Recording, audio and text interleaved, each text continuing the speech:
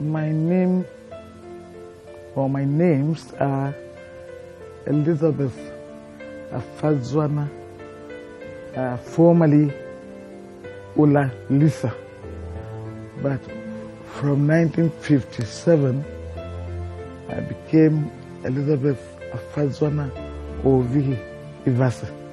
I went to St. John's Primary School, and then from St. John's Primary School I went to Teachers College, Kaduna. It was then called Secretariat College, Kaduna, but it changed and became Women's Teachers Training College, Kaduna. I also went to Women's Teachers Training College, Kano. From Teachers Training College, Kano, I also attended and did my diploma course in Education Planning and Administration at the ABU Zaria. And later, I attended the University of Wales at the campus in Cardiff, University College Cardiff, for my first and second degrees. But I want to tell you something. No one went and put me in school like you carry your daughter today and go to school. No one. I saw my brothers going to school, and I would always, that is what my father told me, I would always cry that I want to go to school. He said that, okay, but if they will take you. So he took me into the school one day and begged the headmaster and said, please, can you allow her to be sitting with the children? She cries every time her brothers are going to school. So I don't say put down her, just leave her, let her be sitting like every child was sitting here. So that is how I went to school. And I, who was just sitting there, will now write exams with the people I was sitting with and pass, and some will fail. So that is how I went to school. I started, feeling happier when I sat amongst the children. And I played well. I felt playing with them was better than staying at home. And my father really encouraged me. Thank goodness my mother was going around with him as he traveled all over the place. And so my father's people were vehemently against me going to school. But my mother, I support. I don't know. There are no words that I can say thank you to that woman. There are just no words. Because she followed my father to be foolish and sent me to school.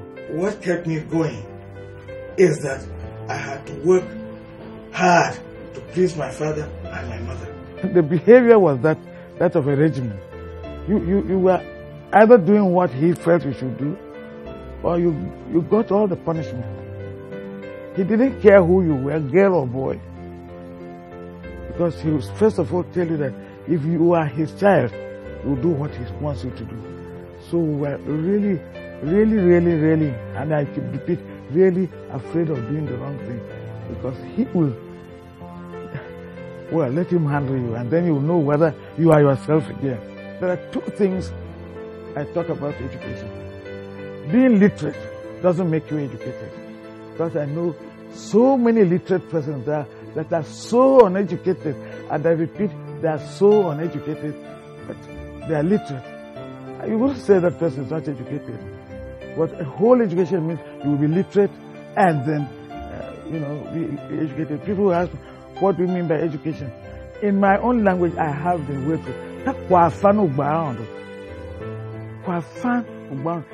that which nature gave you, endowed on you. That is education. And I know people who don't know how to read and write and are very educated. They are so educated that, they wouldn't do things that society will frown at. And somebody who is educated is someone who can fit into society. If you can't fit into your society, you are not educated. You may know how to read and write, but when you can't fit in society, it means you are not educated. Because you should be able to fit into your society, so you are educated. There are wicked people. If you don't want to read, they will help you. I'm not joking, they will help you not to read. Once you stay with them, they will help you not to read. I'm hoping that people will understand what I mean by that. I was reading my book and then you came along and said, oh, can you stop it? I would ask you to just pack yourself and go away. Because I have a mission here. And the mission is to finish secondary school like you. Why would I refuse to read my book because you are not reading yours? I will even remind you that aren't you supposed to read your book? Why are you disturbing me so much? But I noticed it, that people have thrown morals to the dogs. Very grown-up people, making little girls to forget their books from vanity. I say vanity because they are looking for money to buy the clothes their own mothers would not have bought. They look for that kind of material wealth. It is very, very sad. That is what I think of society today, particularly the young group. There are people who entice them and entice them. A girl going to school, instead of encouraging you, they discourage you. So that one I feel sad about. And I wish the girls would know. If they don't know, I am telling them that there are people who will come. I will give you, what are you going to do with 10,000? You are in school, your parents are caring for you. What do you want 10,000 for? To buy clothes. Are you there to do a fashion parade? Or are you there to put something in your head?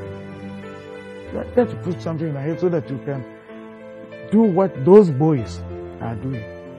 So, as I'm saying, they should face one thing first. Women don't say the right thing.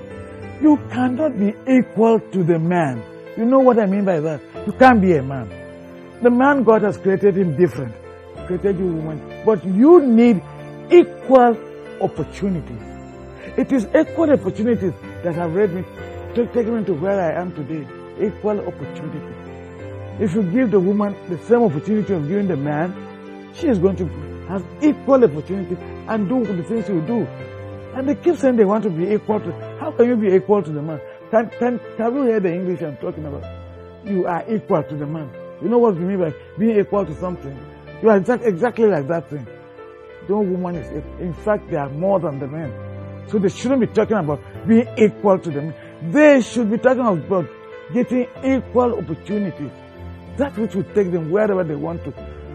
A woman that goes to school has a degree, and the job you have is for somebody who is a degree holder. Will you say you won't give it to the woman that she's a degree holder like that other man? No, you will. You will look at it. Has she got a second class upper? Has this one got a second class upper? Has he got a second class lower or up or third class what? So you measure it like that. Not woman being equal to the man. The woman having equal opportunities like the man. When I came to Landlord, when I went to the Minorities Commission, and I was asked, what brought me here? And I was saying, well, girls should go to school. They should be given their civic rights, and they should be, allowed to vote and be voted for. Abdul Razak, the first northern lawyer from Kwara State, she's from Ilorin, looked at me and said, is it because you're educated that you want every woman to go to school? I said, no. I just felt that should happen.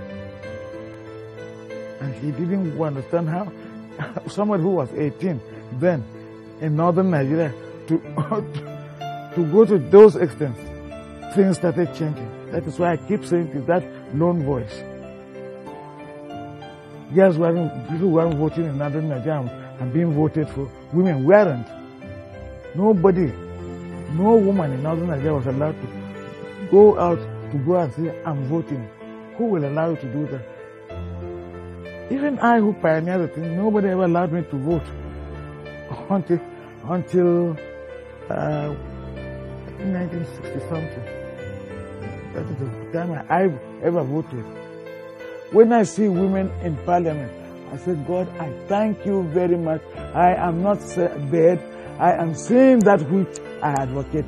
Even if it were only one woman, I feel happy. It's fantastic. I feel happy. I feel fulfilled. If nothing happens, if nothing else happens, I feel fulfilled. That people can now vote, particularly women, and they are being voted for. and they sit in parliament with the men and talk just like them. It was my desire, and God has granted my desire, and I thank God for that very, very much.